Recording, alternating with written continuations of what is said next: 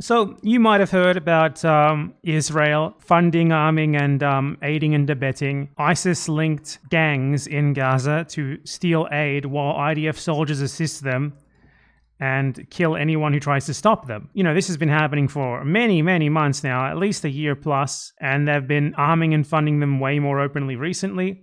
Netanyahu just sort of openly admitted it, as you can see, as reported in Haaretz. Quite a while ago now, Israel trained and armed an ISIS-linked Gazan militia.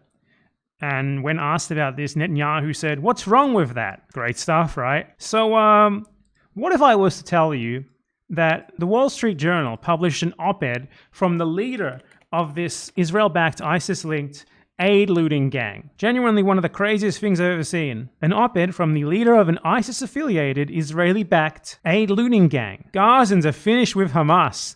My popular forces control significant parts of eastern Rafah and we are ready to build a new future, by Yasser Abu Shabab. And it's fucking paywalled as well. You know what? How about if instead of that, we just go to a Jerusalem Post summary of the article?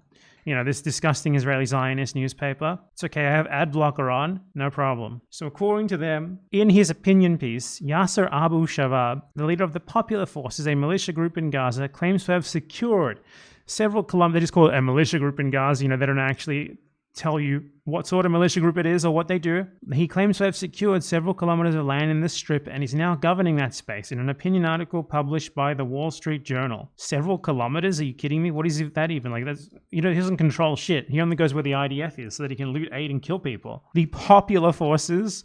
What a great name for an Israeli-backed ISIS-linked proxy militia. Reportedly took over land belonging to the Tarabian Bedouin tribe, of which Shabab is a member. He wrote while asserting that the militia's primary goal is to separate Palestinians who have nothing to do with Hamas from the fire of war. That's why they loot the aid. And that's why they accept Israeli weapons. For the past 7 weeks, our neighborhood has become the only area in Gaza governed by a Palestinian administration not affiliated with Hamas since 2007. Does he mention Israel in any of his, like, anything that he said? Did he say anything about Israel? And of course, he says here that Hamas is stealing aid, even though there is literally no evidence of this. Like, the fucking New York Times, of all people, is outright saying that there is no evidence of Hamas looting aid, according to the Israeli military themselves. That's their whole justification. Hey, look, more paywalls. That's the whole justification. And every single video that they post of aid being looted is by this fucking guy. It's by Abu Shabab. He's the one who's doing it. And then they take the video of him looting aid while protected by IDF troops, with Israeli training, with Israeli weapons, and they say, look, this is Hamas. According to him, Hamas controls the UN, the UNRWA. Hamas controls aid. Hamas controls all these things. And he says here, the only thing preventing people from fleeing is the presence of Israeli troops. Israeli troops apparently protect them. So this is an Israeli-backed, armed and trained, formerly ISIS-linked militia.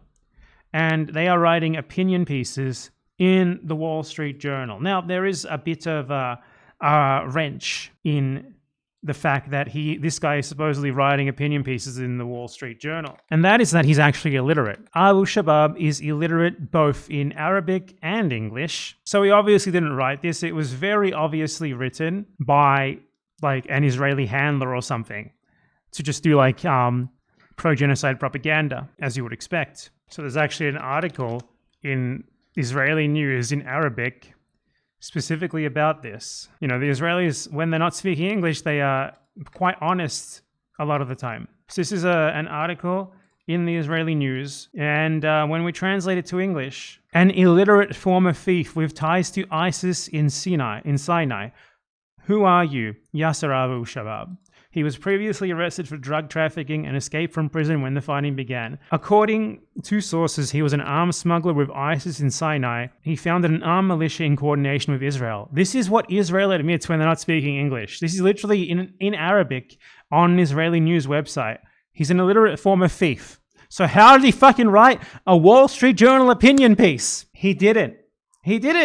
What happened? It was written for him because he's not an independent actor. He's not any sort of player. He's a Palestinian face for the IDF. He is the IDF. It's so fucking obvious They're doing this with everything. Like, they make fake aid organizations. Now they make like fake Palestinian militias so they can get these Palestinian militias to loot aid and massacre people, then say that Hamas did it. It's a joke and it's disgusting, and it's specifically designed to fool the dumbest people alive to manufacture consent for the genocide they're attempting to carry out. And every person who buys or believes or spreads this idiotic garbage that is so obviously manufactured and fake, I hope they get what they truly deserve. I hope they get their just desserts for spreading obvious, fake, pro-genocide propaganda uncritically. The most blatant, obviously fake bullshit. Like this definitely popular former ISIS arms smuggler convicted of drug trafficking. He definitely wrote this opinion piece in a major American news outlet when he's illiterate.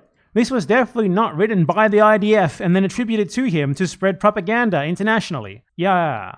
Anyone who buys this or spreads this sort of thing deserves the worst. It really is that simple.